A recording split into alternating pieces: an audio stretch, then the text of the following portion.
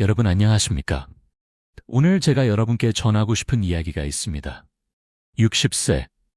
이 나이는 인생의 새로운 시작점입니다. 많은 분들이 이 나이를 두려워하시지만 사실 60세는 지혜와 경험이 가장 빛을 발하는 황금기이기도 합니다. 하지만 안타깝게도 많은 분들이 60세 이후에도 젊었을 때의 습관을 그대로 유지하다가 건강과 행복을 잃어버리는 경우가 많습니다.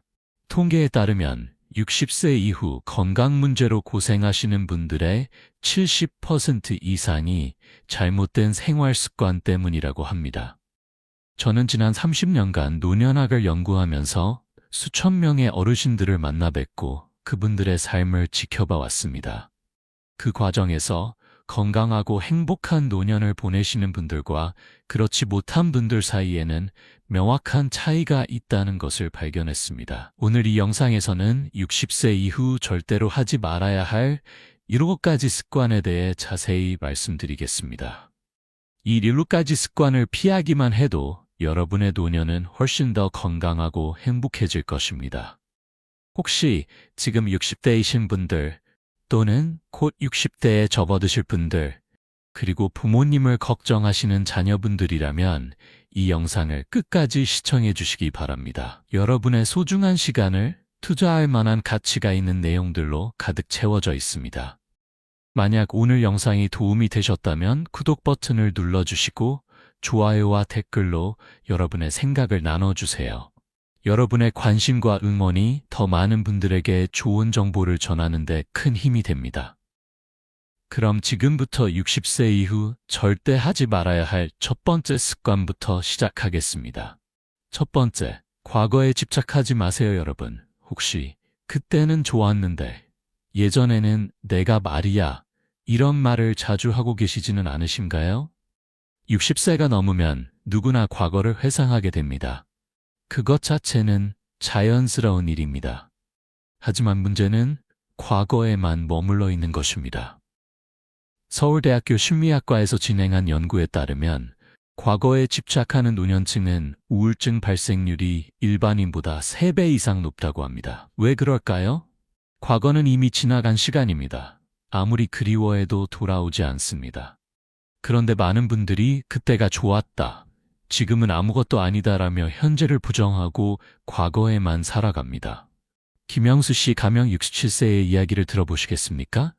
김 씨는 대기업에서 임원까지 지낸 분이었습니다. 은퇴 후에도 그는 항상 과거 이야기만 했습니다.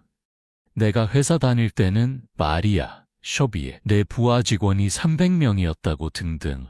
처음에는 가족들도 들어줬습니다. 하지만 시간이 지나면서 같은 이야기의 반복에 지쳐갔습니다.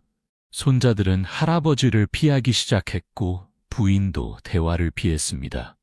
김 씨는 점점 더 외로워졌고 결국 심한 우울증에 걸리고 말았습니다. 반면에 박민호 씨 가명 65세는 달랐습니다. 그 역시 은퇴 전에는 성공한 사업가였습니다. 하지만 은퇴 후 그는 과거를 내려놓았습니다. 대신 새로운 취미를 찾았습니다. 사진 촬영을 배우기 시작했고 지역사진 동호회에 가입했습니다. 박 씨는 과거의 나는 사업가였지만 지금의 나는 사진작가 지망생이라며 웃었습니다. 그는 매일 새로운 것을 배우고 새로운 사람들을 만나면서 활기찬 노년을 보내고 계십니다. 과거에 집착하면 안 되는 이유는 이것만이 아닙니다. 우리 뇌의 구조를 한번 살펴볼까요? 뇌과학자들의 연구에 따르면 과거 회상에만 집중하면 뇌의 전두엽 활동이 감소한다고 합니다. 전두엽은 판단력, 계획 능력, 새로운 학습을 담당하는 부분입니다. 즉, 과거에만 살면 뇌가 점점 더 퇴화한다는 뜻입니다. 반대로 새로운 것을 배우고 현재에 집중하면 뇌가 활성화되고 치매 예방에도 도움이 됩니다. 그렇다면 어떻게 해야 할까요? 과거를 완전히 잊어버리라는 것이 아닙니다. 과거는 소중한 추억이고 경험입니다. 하지만 과거는 가끔 꺼내보는 앨범처럼 간직하고 현재와 미래에 더 집중하는 것이 중요합니다. 구체적인 방법을 알려드리겠습니다. 첫째, 매일 아침 일어나서 오늘은 무엇을 할까? 라고 자문해 보세요. 과거가 아닌 오늘에 집중하는 것입니다. 둘째, 새로운 취미를 하나씩 시도해 보세요. 그림 그리기, 악기 연주, 외국어 공부, 무엇이든 좋습니다. 60세에 새로운 것을 배우기에는 너무 늦었다고요? 절대 그렇지 않습니다. 일본의 한 연구에서 70세에 피아노를 시작한 노인들이 1년 후 기억력과 집중력이 크게 향상되었다는 결과가 나왔습니다. 나이는 배움의 장애물이 아닙니다. 셋째, 과거 이야기를 할 때는 그때는 좋았는데가 아니라 그때의 경험이 지금 이렇게 도움이 되고 있다는 식으로 현재와 연결시켜 보세요. 과거를 현재의 자산으로 만드는 것입니다. 여러분, 60세는 끝이 아니라 새로운 시작입니다. 과거의 영광도 좋지만 지금 이 순간 여러분이 만들어가는 새로운 이야기가 더 중요합니다. 과거에 갇혀있지 말고 현재를 살아가세요. 그것이 진정으로 지혜로운 60대가 사는 방법입니다. 두 번째, 자식들의 인생에 과도하게 간섭하지 마세요. 여러분, 혹시 자녀들에게 이런 말을 자주 하시나요? 내가 너보다 더 많이 살았는데 내 말대로 하면 실수 안 해. 결혼은 언제 할 거니? 손주는 언제 보여줄 거니? 부모의 마음은 다 똑같습니다. 자식이 잘 되기를 바라고 실수하지 않기를 바라는 마음이지요. 하지만 60세가 넘어서도 자식들의 모든 일에 간섭하는 것은 오히려 관계를 망치고 자신의 노년을 불행하게 만드는 지름길입니다. 제가 상담했던 이정숙 씨, 가명 스테즈의 경우를 말씀드리겠습니다. 이 씨는 35살 된 딸의 결혼 문제로 매일 스트레스를 받았습니다. 내가 너무 까다로워서 시집을 못 가는 거야. 이번에 소개받은 남자는 괜찮던데 왜 거절하니? 딸은 처음에는 설명하려고 했지만 점점 어머니와의 대화를 피하기 시작했습니다. 전화도 잘 받지 않고 집에도 잘 오지 않았습니다. 이 씨는 딸이 나를 무시한다. 내가 뭘 잘못했다고 일어나 하며 더 상처를 받았습니다. 이 씨의 혈압은 올라갔고 불면증에 시달렸으며 우울증 약까지 먹게 되었습니다. 자식 걱정 때문에 정작 자신의 건강을 해친 것입니다. 반면 최은경 씨 가명 65세는 달랐습니다. 최 씨의 아들은 안정적인 직장을 그만두고 창업을 하겠다고 했습니다. 처음에는 최 씨도 놀라고 걱정이 되었습니다. 하지만 그녀는 이렇게 말했습니다. 내가 신중하게 생각했다면 엄마는 네 결정을 존중할게. 다만 필요하면 언제든지 엄마한테 말해. 엄마는 항상 내 편이야. 아들은 어머니의 지지에 감동했고 더욱 열심히 일했습니다. 비록 사업이 처음에는 힘들었지만 아들은 어머니와 계속 대화를 나누며 조언도 구했습니다. 최 씨는 아들의 성장하는 모습을 보며 자부심을 느꼈고 모자 관계는 더욱 돈독해졌습니다. 왜 이런 차이가 생길까요? 하버드 대학교의 심리학 연구에 따르면 성인이 된 자녀에게 과도하게 간섭하는 부모는 자녀와의 관계 만족도가 50% 이상 낮다고 합니다.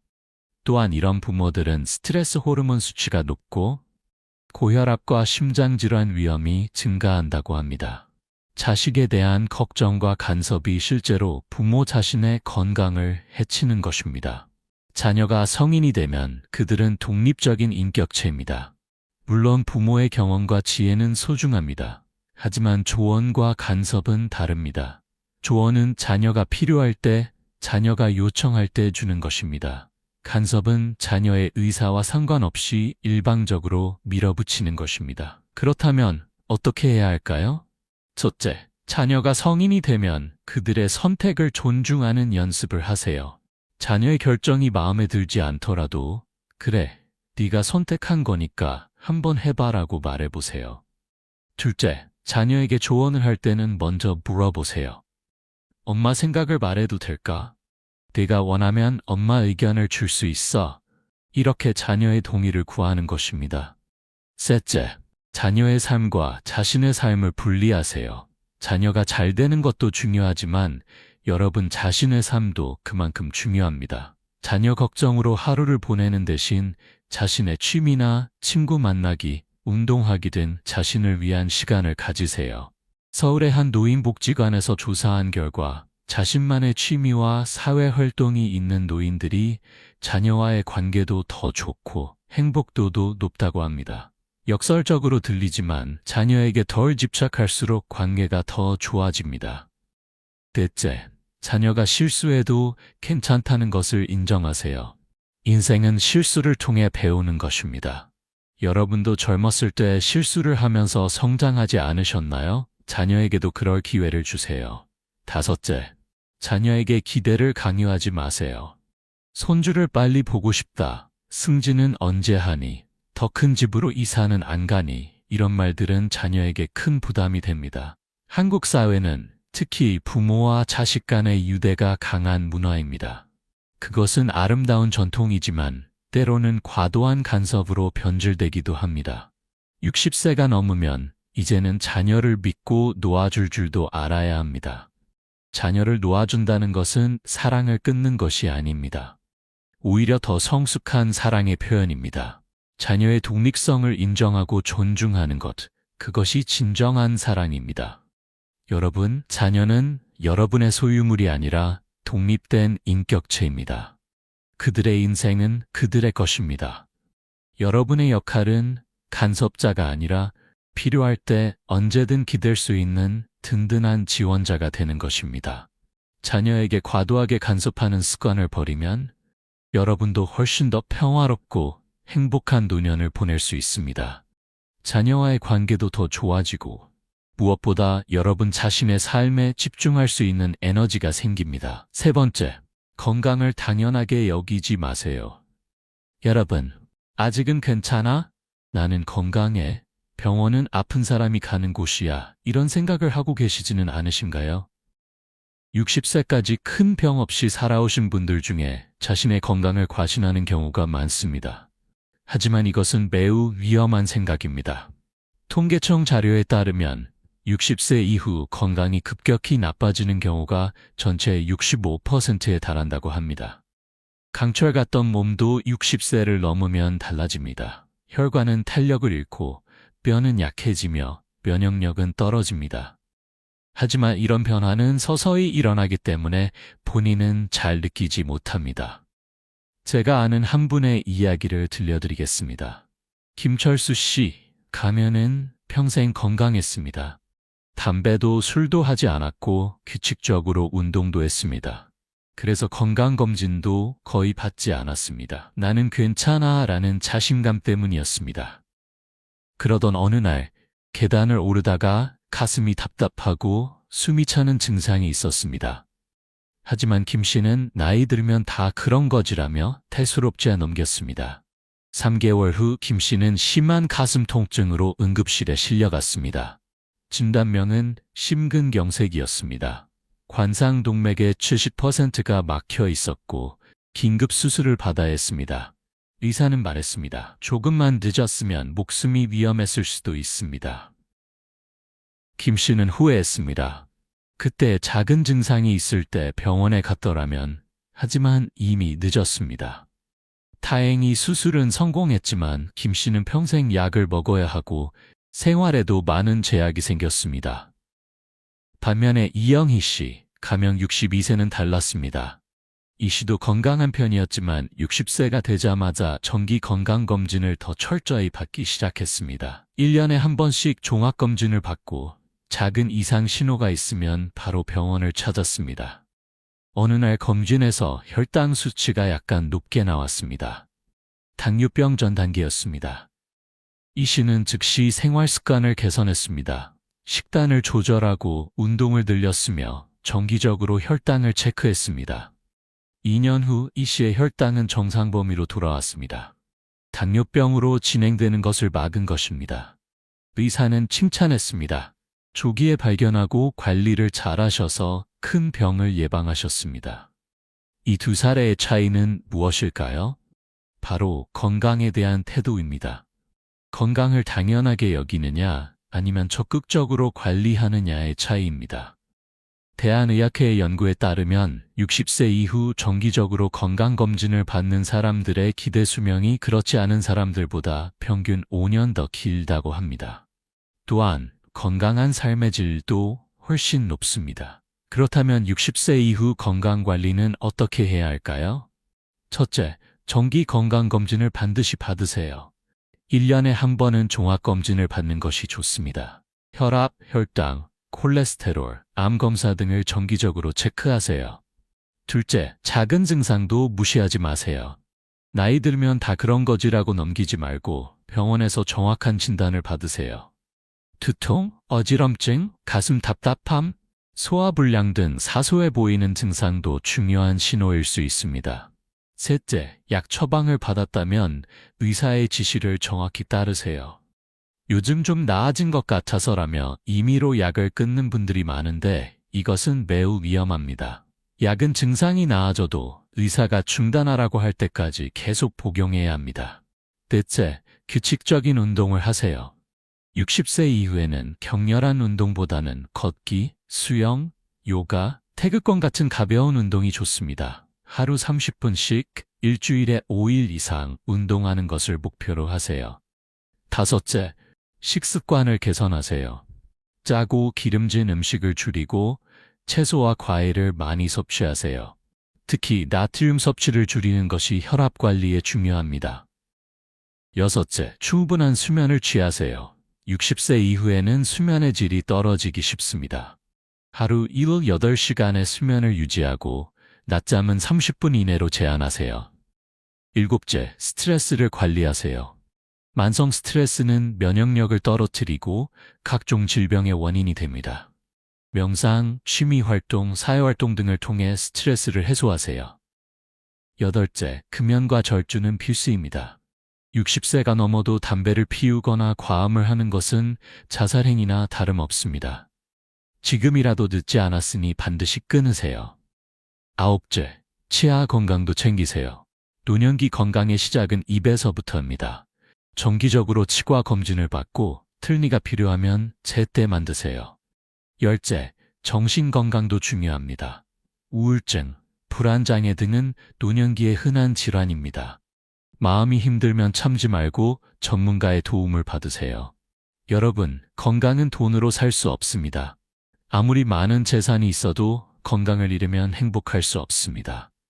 60세 이후의 삶의 질은 건강이 결정합니다. 아직은 괜찮아라는 생각을 버리세요. 지금 괜찮다고 해서 앞으로도 괜찮으리라는 보장은 없습니다. 건강은 관리하는 것이지 당연한 것이 아닙니다. 오늘부터라도 자신의 몸에 관심을 가지세요. 작은 변화에도 귀 기울이고 정기적으로 검진을 받으며 건강한 생활 습관을 유지하세요. 그것이 행복한 노년을 위한 가장 중요한 투자입니다. 네 번째, 새로운 배움을 멈추지 마세요, 여러분. 이 나이에 뭘 배워? 너무 늦었어? 머리가 안 돌아가. 이런 생각 때문에 배움을 포기하고 계시지는 않으신가요? 많은 분들이 60세가 넘으면 더 이상 새로운 것을 배울 수 없다고 생각합니다. 하지만 이것은 완전히 잘못된 믿음입니다. 최신 뇌과학 연구에 따르면 뇌는 나이가 들어도 계속 변화하고 발전할 수 있다고 합니다. 이것을 신경가소성이라고 하는데 70세, 80세가 되어도 새로운 것을 배우면 뇌에 새로운 신경회로가 만들어진다는 것입니다. 오히려 새로운 배움을 멈추면 뇌가 빠르게 퇴화됩니다. 서울대학교 노화연구소의 조사에 따르면 60세 이후에도 계속 새로운 것을 배우는 사람들의 치매 발병률이 그렇지 않은 사람들보다 60% 낮다고 합니다. 배움은 단순히 지식을 얻는 것이 아니라 건강을 지키는 방법이기도 합니다. 박순자 씨, 갑 68세의 이야기를 들려드리겠습니다. 박 씨는 평생 주부로 살았습니다. 자녀들이 모두 독립하고 남편마저 5년 전에 세상을 떠나자 박 씨는 갑자기 할 일이 없어졌습니다. 처음에는 TV를 보며 시간을 보냈지만 점점 무료해지고 우울해졌습니다. 기억력도 떨어지고 말수도 줄어들었습니다. 자녀들이 걱정할 정도였습니다. 그러던 어느 날 딸이 박 씨에게 스마트폰을 선물했습니다. 처음에 박 씨는 내가 이걸 어떻게 써? 라며 거부했습니다. 하지만 딸의 권유로 지역 노인복지관의 스마트폰 교실에 등록했습니다. 처음 몇 주는 정말 힘들었습니다. 같은 것을 몇 번이고 잊어버렸고 젊은 강사의 설명을 따라가기 어려웠습니다. 하지만 박 씨는 포기하지 않았습니다. 3개월이 지나자 박 씨는 스마트폰으로 사진을 찍고 가족들과 카톡을 하고 유튜브로 요리 영상도 볼 수 있게 되었습니다. 더 나아가 온라인 쇼핑도 배웠고 스마트 뱅킹도 사용하게 되었습니다. 박 씨의 삶이 완전히 바뀌었습니다. 손주들과 사진을 주고받으며 더 가까워졌고 온라인 취미 모임에도 가입했습니다. 무엇보다 새로운 것을 배우는 재미에 푹 빠졌습니다. 박 씨는 말합니다. 처음엔 나이가 너무 많다고 생각했어요.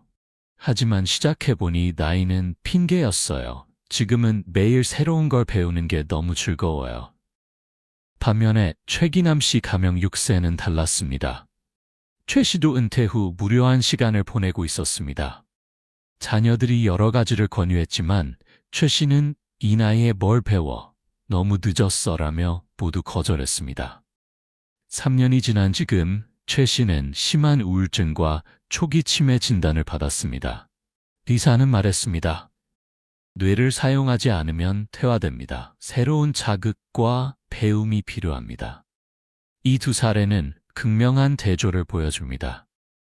나이는 숫자일 뿐입니다. 중요한 것은 배우려는 의지와 태도입니다. 하버드 의과대학의 연구에 따르면 60세 이후 새로운 언어를 배우거나 악기를 연주하거나 복잡한 게임을 하는 사람들의 뇌 활동이 젊은이들과 비슷한 수준으로 활발하고 합니다. 그렇다면 60세 이후에는 무엇을 배워야 할까요? 첫째, 디지털 기기 사용법을 배우세요. 스마트폰, 태블릿, 컴퓨터는 현대 사회에서 필수입니다. 이것을 배우면 세상과 소통할 수 있는 창이 열립니다. 둘째, 외국어 공부를 시작해보세요. 영어든 중국어든 일본어든 새로운 언어를 배우는 것은 뇌의 최고의 자극이 됩니다. 완벽하게 마스터하는 것이 목표가 아니라 배우는 과정 자체가 중요합니다. 셋째, 악기 연주를 배워보세요. 피아노, 기타, 하모니카 등 어떤 악기든 좋습니다. 음악은 뇌의 여러 영역을 동시에 자극하여 인지 능력 향상에 탁월한 효과가 있습니다. 넷째, 그림이나 서예 같은 예술 활동을 시작해보세요. 창의성을 발휘하는 활동은 뇌를 젊게 유지하는 데 도움이 됩니다. 다섯째, 새로운 취미를 찾아보세요. 사진, 원예, 요리, 등산, 수영 등 무엇이든 좋습니다. 중요한 것은 새로운 도전을 계속하는 것입니다.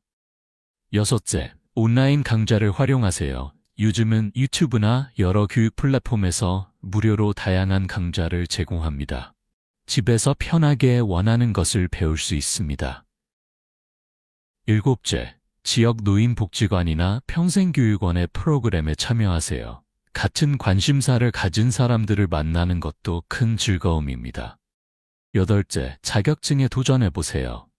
나이에 상관없이 딸 수 있는 자격증이 많습니다. 목표를 가지고 공부하면 성취감도 얻을 수 있습니다. 배움을 시작할 때 몇 가지 팁을 드리겠습니다. 첫째, 완벽을 추구하지 마세요. 젊은이들처럼 빨리 배우지 못해도 괜찮습니다. 천천히 자신의 속도대로 배우면 됩니다. 둘째, 남들과 비교하지 마세요. 중요한 것은 어제의 나보다 오늘의 내가 조금이라도 발전하는 것입니다. 셋째, 실수를 두려워하지 마세요. 배우는 과정에서 실수는 당연합니다. 실수를 통해 더 잘 배울 수 있습니다. 넷째, 꾸준함이 중요합니다. 하루에 10분이라도 매일 하는 것이 일주일에 한 번 2시간 하는 것보다 효과적입니다. 다섯째, 즐거움을 찾으세요. 의무감이 아니라 재미로 배울 때 가장 잘 배울 수 있습니다. 일본에는 90세에 대학에 입학한 할머니 이야기가 있습니다. 그분은 평생 배우고 싶었지만 기회가 없었다. 이제라도 배울 수 있어 행복하다고 말했습니다. 95세에 졸업할 때 그분은 최우수 졸업생이었습니다. 여러분, 배움의 늦은 나이란 없습니다. 60세는 새로운 배움을 시작하기에 완벽한 나이입니다. 이제 시간도 있고 경험도 있고 배우고 싶은 것을 선택할 자유도 있습니다. 새로운 배움을 멈추는 순간 우리는 늙어갑니다. 반대로 계속 배우는 한 우리는 젊음을 유지할 수 있습니다. 오늘부터 무언가 새로운 것을 배워보세요. 그것이 여러분의 뇌를 젊게 하고 삶을 풍요롭게 만들 것입니다. 5번째, 돈 관리를 소홀히 하지 마세요. 여러분, 나는 돈에 관심 없어. 자식들이 알아서 하겠지. 이제 얼마 안 남았는데 뭘, 이런 생각으로 재정 관리를 소홀히 하고 계시지는 않으신가요? 60세 이후에도 평균 20, 30년을 더 살아야 합니다. 이 긴 시간 동안 돈 문제는 생존과 직결됩니다. 하지만 놀랍게도 많은 노인들이 재정 관리에 무관심하거나 잘못된 방법으로 돈을 관리하다가 큰 어려움을 겪습니다. 금융감독원의 조사에 따르면 60세 이상 노인들의 금융사기 피해가 매년 증가하고 있으며 그 금액이 수천억 원에 달한다고 합니다. 왜 이런 일이 발생할까요? 정미경 씨 감회 5세의 사례를 말씀드리겠습니다. 정 씨는 평생 성실하게 일하며 모은 퇴직금 2억 원이 있었습니다. 은퇴 후 은행에 예금해두고 이자로 생활비를 충당할 계획이었습니다. 그런데 어느 날 오랜 친구가 찾아왔습니다. 내가 아는 사람이 투자 사업을 하는데 1년에 20% 수익을 보장한대. 은행 이자보다 훨씬 좋잖아? 친구의 말에 정 씨는 솔깃했습니다. 고민 끝에 정 씨는 1억 원을 투자했습니다. 처음 몇 달은 약속대로 이자가 나왔습니다. 정 씨는 안심하고 나머지 1억 원도 투자했습니다. 하지만 6개월 후 그 회사는 폐업했고 대표는 행방불명되었습니다. 정 씨의 2억 원은 한 푼도 돌려받을 수 없었습니다. 평생 모은 돈을 하루아침에 잃은 것입니다. 정 씨는 충격으로 병을 얻었고 자녀들에게 손을 벌려야 하는 처지가 되었습니다. 내가 왜 그랬을까? 조금 더 신중했더라면. 후회해도 이미 늦었습니다. 반면에 김동철 씨 가명 63세는 달랐습니다. 김 씨 역시 은퇴 후 비슷한 금액의 퇴직금이 있었습니다. 하지만 김 씨는 신중하게 접근했습니다. 먼저 금융 전문가와 상담했습니다. 그리고 돈을 여러 곳에 분산 투자했습니다. 일부는 안전한 예금에, 일부는 국채에, 일부는 안정적인 펀드에 투자했습니다. 또한 매달 생활비 예산을 세우고 불필요한 지출을 줄였습니다. 충동적인 소비를 피하고 큰 지출이 있을 때는 자녀들과 상의했습니다. 5년이 지난 지금 김 씨는 안정적인 노후를 보내고 있습니다. 돈이 부족해서 자녀들에게 손을 벌리는 일도 없고 오히려 가끔 손주들에게 용돈도 줄 수 있습니다. 이 두 사례의 차이는 무엇일까요? 재정 관리에 대한 태도와 지식의 차이입니다. 60세 이후 돈 관리는 젊었을 때보다 더욱 신중해야 합니다. 왜냐하면 다시 벌 기회가 거의 없기 때문입니다. 그렇다면 60세 이후 어떻게 돈을 관리해야 할까요? 첫째, 현재 자신의 재정 상태를 정확히 파악하세요. 자산이 얼마인지, 매달 들어오는 소득, 연금 등이 얼마인지, 고정 지출이 얼마인지 정확히 계산해 보세요. 둘째, 현실적인 예산을 세우세요. 매달 얼마를 쓸 수 있는지 계산하고 그 범위 내에서 생활하는 습관을 들이세요. 예산을 초과하면 노후 자금이 빨리 고갈됩니다. 셋째, 고수익을 약속하는 투자는 절대 하지 마세요. 1년에 20% 수익 보장, 원금 보장의 고수익 같은 말은 100% 사기입니다. 은행 이자보다 훨씬 높은 수익을 약속하는 투자는 의심해야 합니다. 넷째, 투자를 하더라도 분산 투자하세요. 한 바구니에 모든 계란을 담지 마라는 투자의 기본 원칙입니다. 여러 곳에 나누어 투자하면 위험을 줄일 수 있습니다. 다섯째, 자녀나 친척에게 큰 돈을 빌려주지 마세요. 부모님, 사업 자금이 급해요. 곧 갚을게요 하는 말에 속아 돈을 빌려줬다가 못 받는 경우가 많습니다. 자녀라도 큰 돈은 신중해야 합니다. 여섯째, 보이스피싱이나 전화 사기를 조심하세요. 검찰청입니다. 은행입니다. 자녀가 사고를 냈습니다 같은 전화는 100% 사기입니다. 절대 개인정보나 계좌번호를 알려주지 마세요. 일곱째, 중요한 재정 결정은 혼자 하지 마세요. 자녀나 믿을 수 있는 사람과 상의하고 필요하면 전문가의 도움을 받으세요. 여덟째, 신용카드 사용을 자제하세요. 신용카드는 지출 통제를 어렵게 만듭니다. 가능하면 현금이나 체크카드를 사용하세요. 9째, 정기적으로 통장을 확인하세요. 이상한 출금이 없는지, 모르는 이체가 없는지 체크하세요. 요즘은 스마트폰 뱅킹으로 쉽게 확인할 수 있습니다. 10째, 유언장과 상속 계획을 미리 세우세요. 갑자기 무슨 일이 생기면 자녀들 간에 재산 분쟁이 생길 수 있습니다. 미리 명확히는 것이 좋습니다. 한국노인복지관협회의 조사에 따르면 노후 자금이 부족해서 자녀에게 의존하는 노인의 비율이 45%나 된다고 합니다.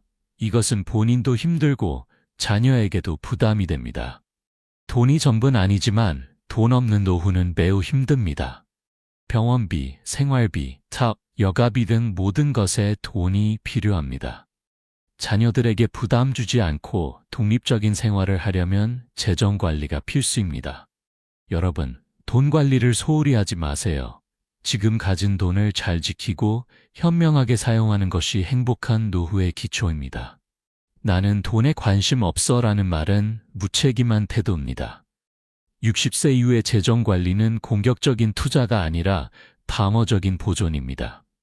늘리려고 하지 말고 잃지 않으려고 노력하세요. 그것이 가장 현명한 방법입니다. 6번째, 사회적 관계를 단절하지 마세요. 여러분, 이제 나이도 들었는데 사람 만나는 게 귀찮아. 집에서 쉬는 게 편해. 친구들도 다 바쁘고 이런 이유로 사람들과의 만남을 피하고 계시지는 않으신가요? 60세가 넘으면 자연스럽게 사회적 관계가 줄어듭니다. 직장 동료들과는 멀어지고 친구들도 각자의 사정으로 만나기 어려워집니다. 하지만 이때 사회적 관계를 완전히 단절하면 건강과 정신에 심각한 문제가 생깁니다. 하버드 대학교에서 75년간 진행한 유명한 연구가 있습니다. 이 연구는 723명의 삶을 추적 조사했는데 놀라운 결과가 나왔습니다.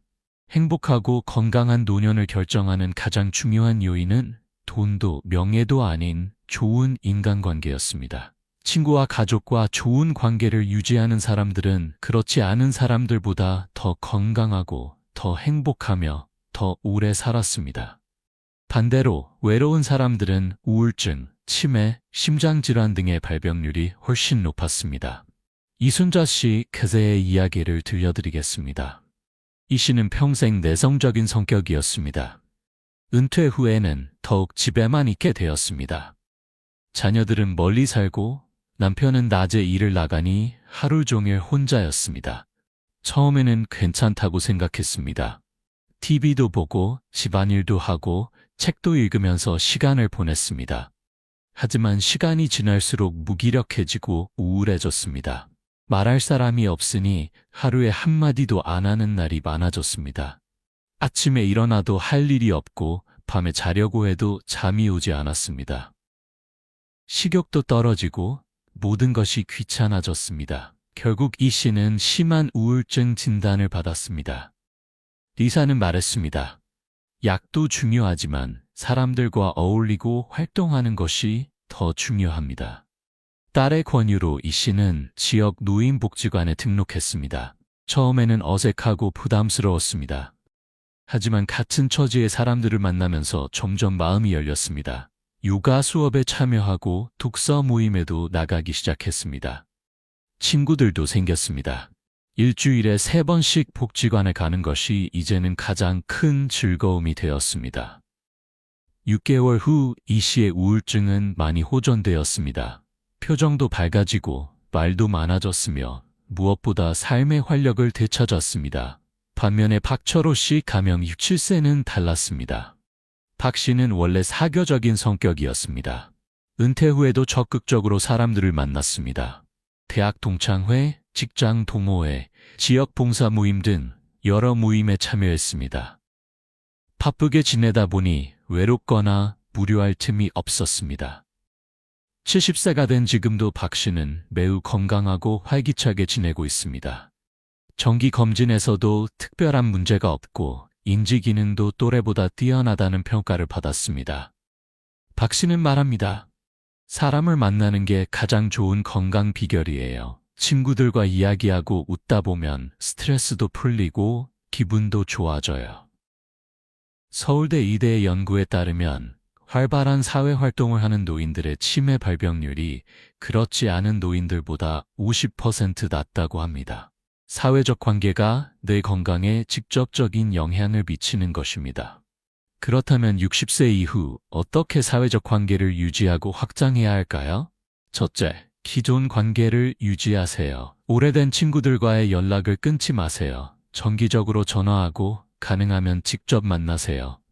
둘째, 새로운 관계를 만드세요. 노인복지관, 주민센터, 종교시설 등에서 다양한 프로그램을 제공합니다. 참여하면 자연스럽게 새로운 사람들을 만날 수 있습니다.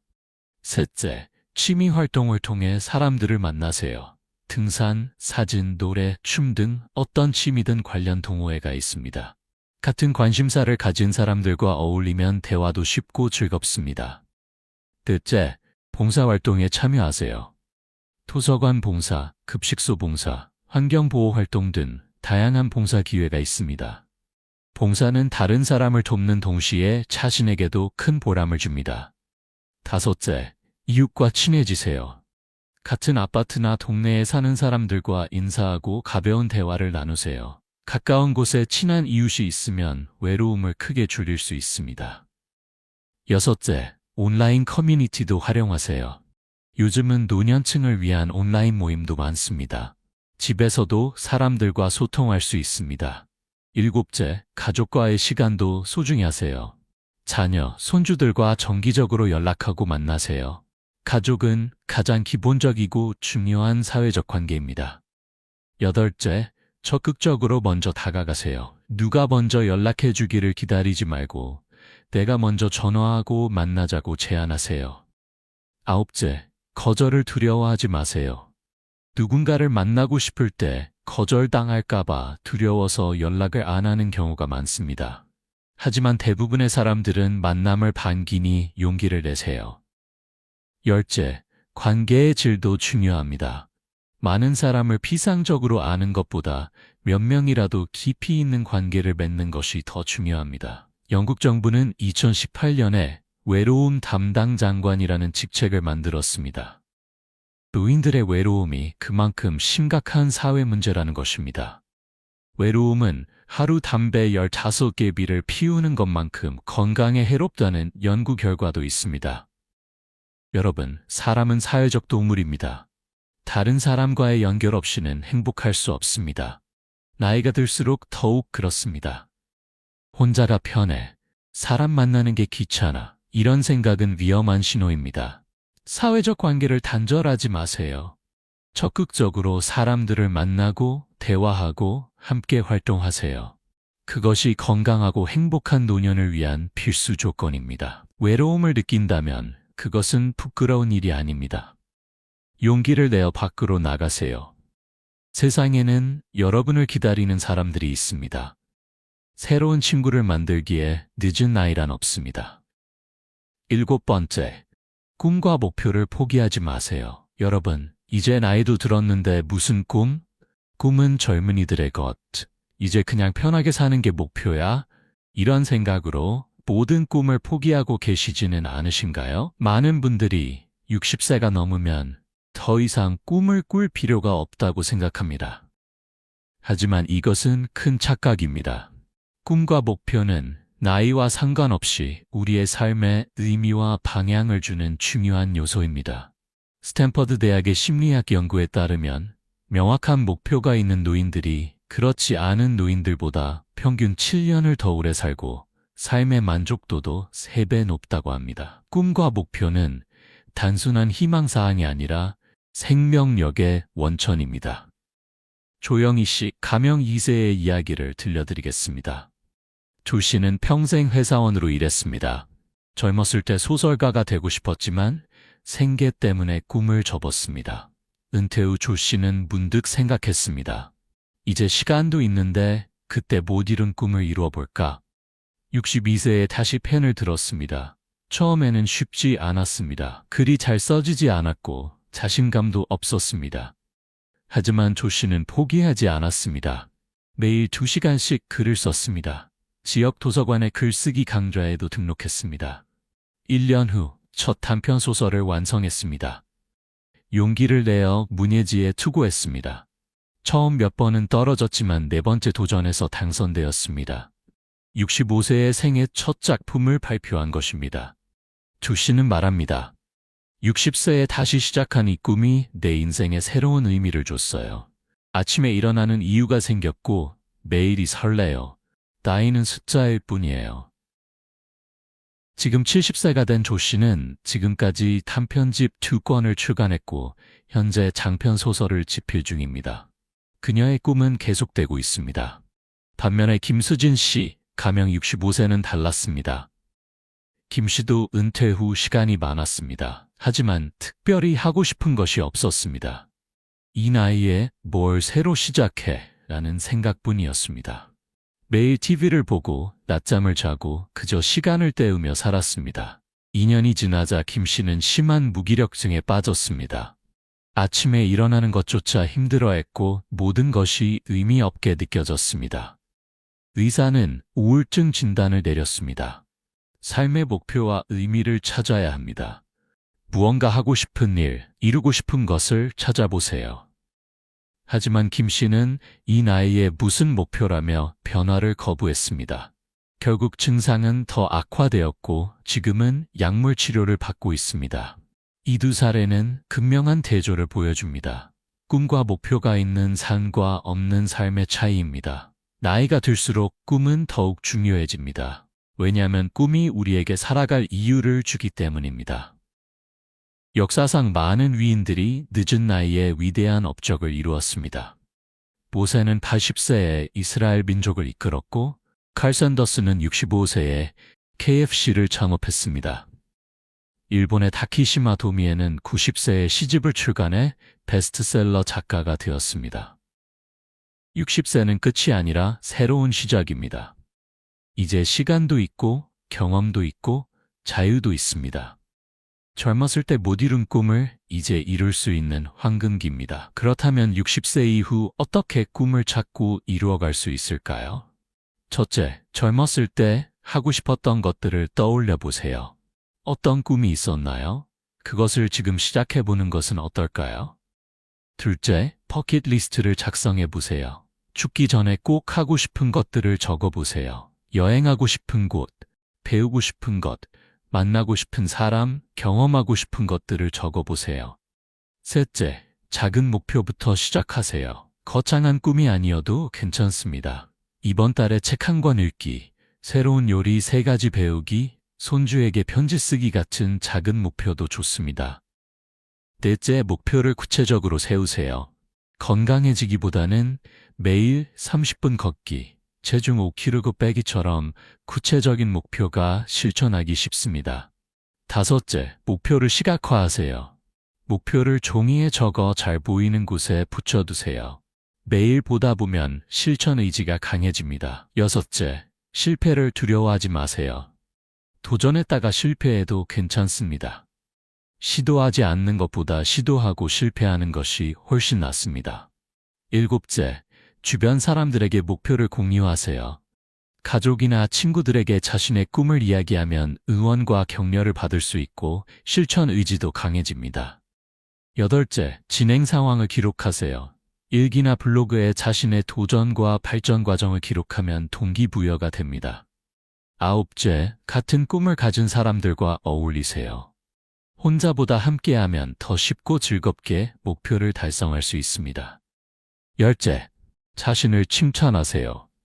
작은 발전이라도 이루었다면 스스로를 칭찬하고 격려하세요. 서울대 행복연구센터의 조사에 따르면 60세 이후 새로운 도전을 시작한 노인들의 행복도가 그렇지 않은 노인들보다 2배 높다고 합니다. 꿈을 추구하는 과정 자체가 행복을 가져다주는 것입니다. 여러분, 60세는 제2의 인생을 시작할 완벽한 나이입니다. 이제 타인의 기대나 사회적 압력에서 자유로워졌습니다.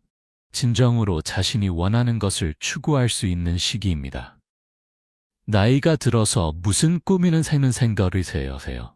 나이는 꿈을 꾸는데 아무런 장애물이 아닙니다. 오히려 나이가 들수록 더 현실적이고 의미 있는 꿈을 꿀 수 있습니다. 꿈과 목표를 포기하는 순간 우리는 진정으로 늙어버립니다. 반대로 꿈을 계속 꾸는 한 우리는 영원히 젊을 수 있습니다. 오늘부터 새로운 꿈을 꾸기 시작하세요. 그것이 여러분의 남은 인생을 빛나게 만들 것입니다.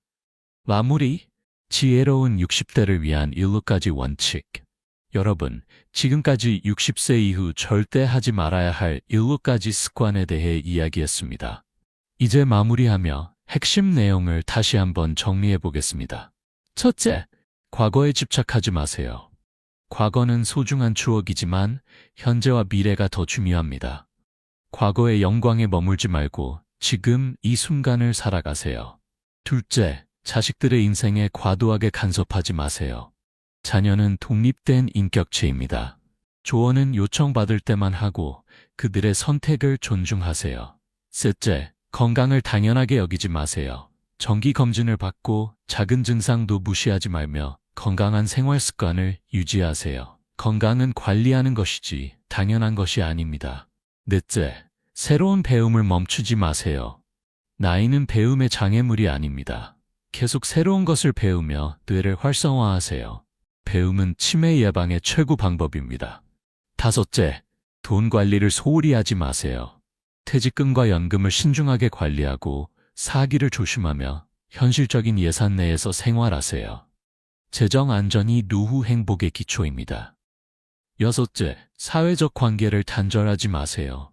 사람들과 적극적으로 교류하고 새로운 친구를 만들며 외로움을 극복하세요. 좋은 인간관계가 건강하고 행복한 노년의 핵심입니다. 일곱째, 꿈과 목표를 포기하지 마세요. 60세는 새로운 꿈을 꾸기에 완벽한 나이입니다. 버킷리스트를 만들고 하고 싶었던 것들을 시작하세요. 꿈이 여러분의 삶에 의미를 줄 것입니다. 이 7가지 습관만 피해도 여러분의 노년은 훨씬 더 건강하고 행복해질 것입니다. 중요한 것은 지식이 아니라 실천입니다. 오늘부터 하나씩 실천해보세요. 한국은 세계에서 가장 빠르게 고령화되고 있는 나라입니다. 2025년에는 65세 이상 인구가 전체의 20%를 넘어설 것으로 예상됩니다. 우리 모두가 노년을 맞이하고 있거나 곧 맞이할 것입니다. 문제는 단순히 오래 사는 것이 아니라 어떻게 사느냐입니다. 건강하게, 행복하게, 의미 있게 사는 것이 진정한 장수입니다. 그러기 위해서는 올바른 습관과 태도가 필요합니다. 60세는 끝이 아니라 새로운 시작입니다. 인생의 후반전이 시작되는 것입니다. 전반전에서 어떤 성적을 거뒀든 후반전에서 역전할 수 있습니다. 많은 분들이 60세를 노년의 시작으로 생각하지만 저는 60세를 제2의 청춘이라고 부르고 싶습니다. 이제 사회적 의무에서 해방되어 진정으로 자신을 위해 살 수 있는 시기입니다. 젊었을 때는 남을 위해, 가족을 위해, 사회를 위해 살았습니다. 이제는 자신을 위해 살 때입니다. 하고 싶었던 것을 하고, 가고 싶었던 곳을 가고, 만나고 싶었던 사람을 만나세요. 물론 쉽지 않을 것입니다. 오랜 습관을 바꾸는 것은 어려운 일입니다. 하지만 불가능하지 않습니다. 작은 변화부터 시작하세요. 오늘 하나, 내일 하나씩 실천하다 보면 어느새 새로운 습관이 자리 잡을 것입니다. 여러분의 가족과 친구들도 여러분을 응원할 것입니다. 주변 사람들에게 도움을 요청하세요. 혼자 하기 어렵다면 함께하면 됩니다. 기억하세요. 나이는 숫자일 뿐입니다. 중요한 것은 여러분의 마음가짐과 태도입니다. 젊은 마음으로 새로운 것을 도전하고 꿈을 꾸고 사람들과 어울리며 살아가세요. 70세, 80세, 90세까지 건강하고 행복하게 사는 것은 꿈이 아닙니다. 올바른 습관과 태도만 있다면 충분히 가능합니다. 오늘 말씀드린 7가지 습관이 그 시작점이 될 것입니다. 마지막으로 당부의 말씀을 드립니다. 이 영상이 여러분에게 도움이 되셨다면 주변의 다른 분들에게도 공유해 주세요. 여러분의 부모님, 친구들, 이웃들에게도 이 정보가 전달되면 좋겠습니다. 또한 구독 버튼을 눌러주시고 좋아요와 댓글로 여러분의 생각을 나눠주세요. 여러분의 관심과 응원이 더 좋은 콘텐츠를 만드는데 큰 힘이 됩니다. 앞으로도 노년의 건강과 행복을 위한 유익한 정보를 계속 전해드리겠습니다. 다음 영상에선 70세 이후 꼭 해야 할 5가지 습관에 대해 이야기하겠습니다. 기대해주세요. 여러분, 오늘 하루도 건강하고 행복하게 보내세요. 그리고 기억하세요. 60세는 끝이 아니라 새로운 시작입니다. 여러분의 인생 후반전이 더 아름답고 의미 있기를 진심으로 기원합니다. 감사합니다. 다음 영상에서 다시 뵙겠습니다.